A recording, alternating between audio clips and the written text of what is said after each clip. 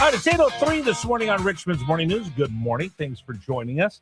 Coming up this hour, Tom Garrett, member of the House of Delegates, former member of the House of Representatives. So he's worked in Capitol Square and Capitol Hill. He joins us at 8:35. You don't want to miss him. You never know what he's going to say. He is very provocative and fun at the same time. And I love when we have him on the program because he kind of takes you inside what goes on in the General Assembly so we really find out.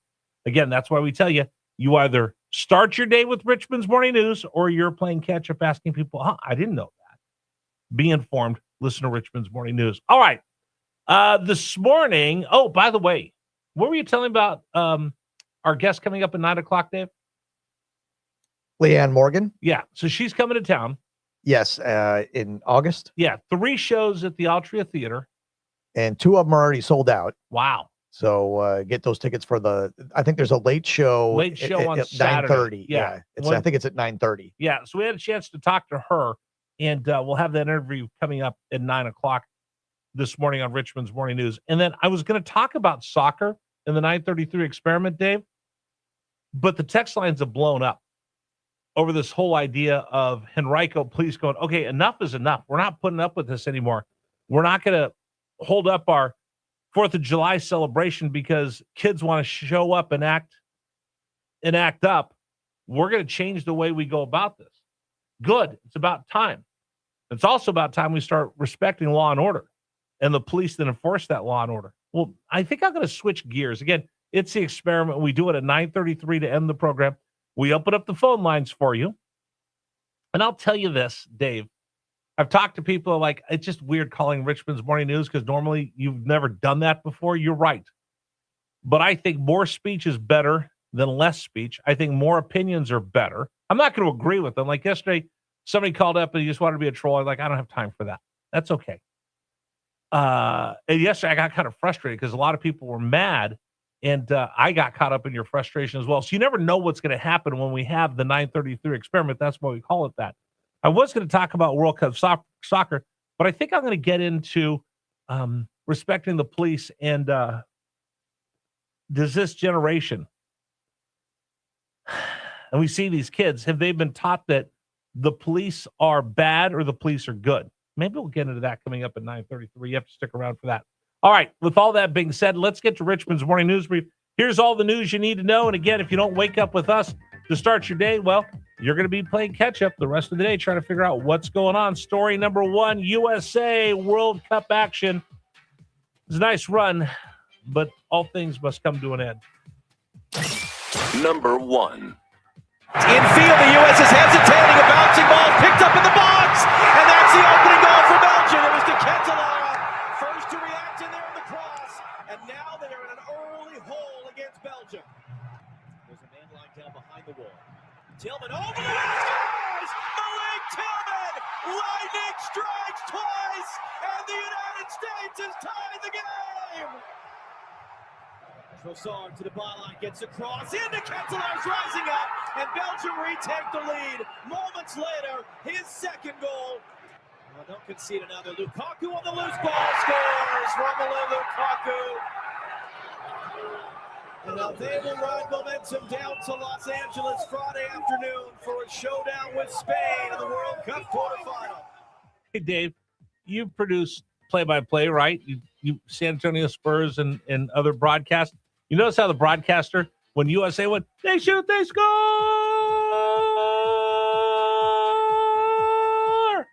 And then when the other team, it's in. We got to play up the home team. I know. I just thought that was funny. Long fly ball deep left field. This one's got a shot. It's gone. Adios, pelota.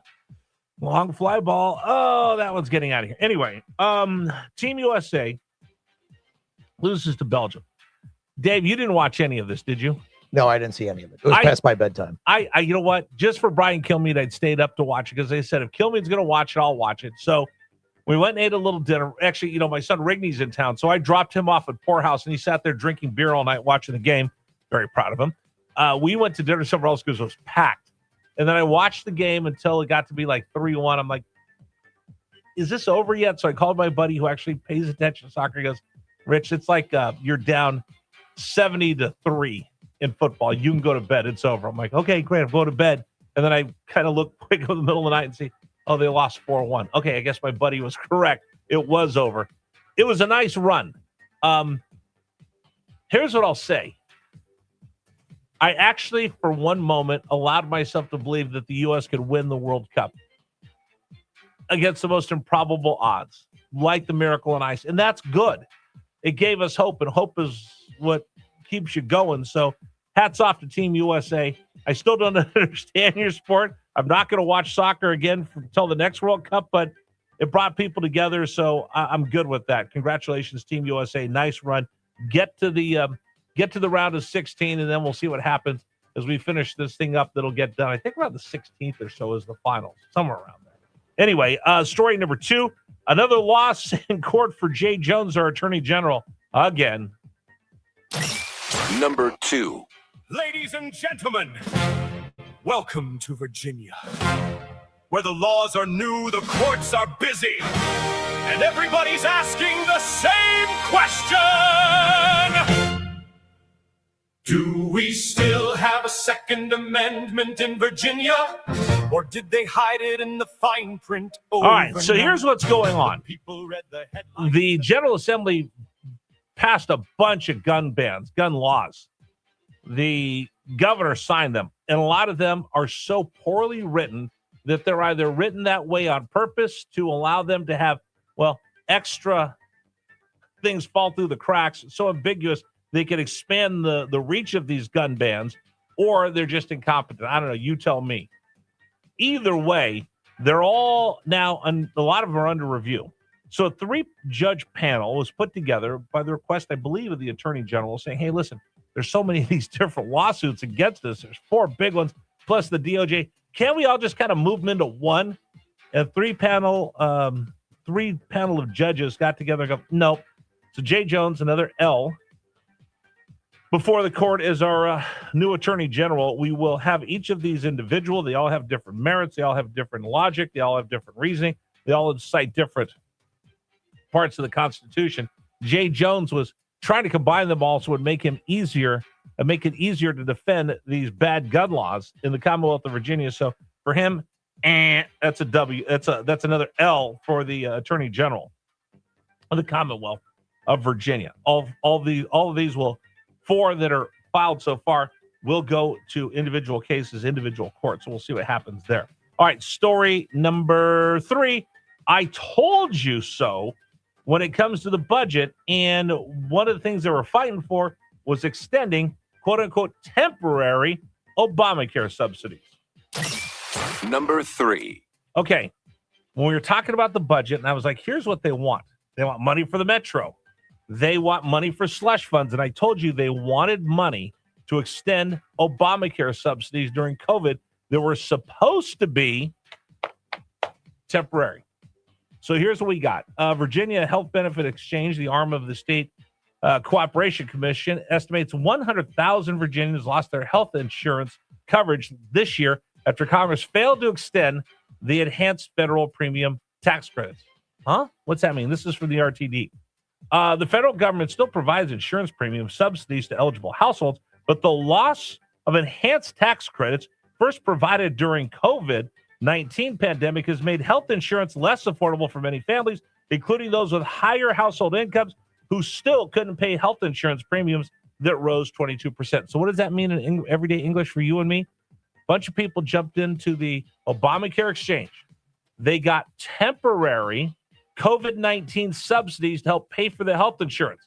Those were extended twice, once by the American Rescue Plan, once by the Inflation Reduction Act, but they all had sunsets. They said, we're going to help you during this COVID crisis temporarily. But what happens when you give a cookie to a mouse? He's going to want a glass of milk. You gave them these subsidies temporarily. Now they're demanding they be permanent. Government never shrinks, and that's one of the big fights of why our budget's the way it is and why they were looking for more money to extend a temporary Obamacare subsidies. I don't know. Do they want to make it permanent? Remember, you can keep, if you like your doctor, you can keep your doctor. If you like your plan, you can keep your plan. And this is all going to be cheaper for our healthcare insurance. Yeah, that didn't work, did it?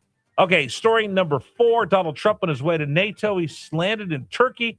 He's got big meetings going on while Iran is shooting at ships during the funeral week of the Ayatollah. That's our 4th story of the morning. Number 4. The Iranian government has repeatedly stated that the only safe route through the strait is one it has approved. The ship set on fire by a projectile today was transiting near the coast of Oman. State TV says the liquefied natural gas tanker came under attack after ignoring warnings. Iran suspected of attacking other ships that have sailed through that same area. Those strikes sparked retaliatory attacks by the United States. Iran then went after Gulf Arab neighbors in response. The ongoing conflict and peace process is likely to play a role as President Trump meets NATO leaders here in Ankara, Turkey.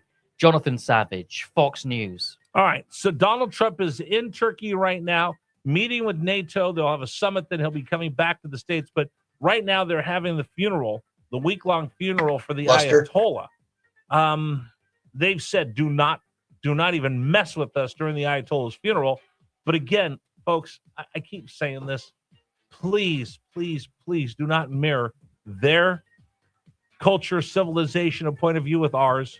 Ceasefire to us means one thing. Ceasefire to them means another. They say this, they do that. We'll see. If Donald Trump doesn't fire back, you would think, okay, you're being respectful of their national funeral. They'll see it as, oh, you're weak, and we shot at you, and you don't shoot back at us. They just look at the world completely different than we do. Anyway, that's Richmond's Morning News Brief for today. All right, coming up on the program, Tom Garrett, my very good friend, will join us at 8:35 here on Richmond's Morning News. Today's program is brought to you by my very, very dear friends, Robin and Daniel, and the folks at Luster.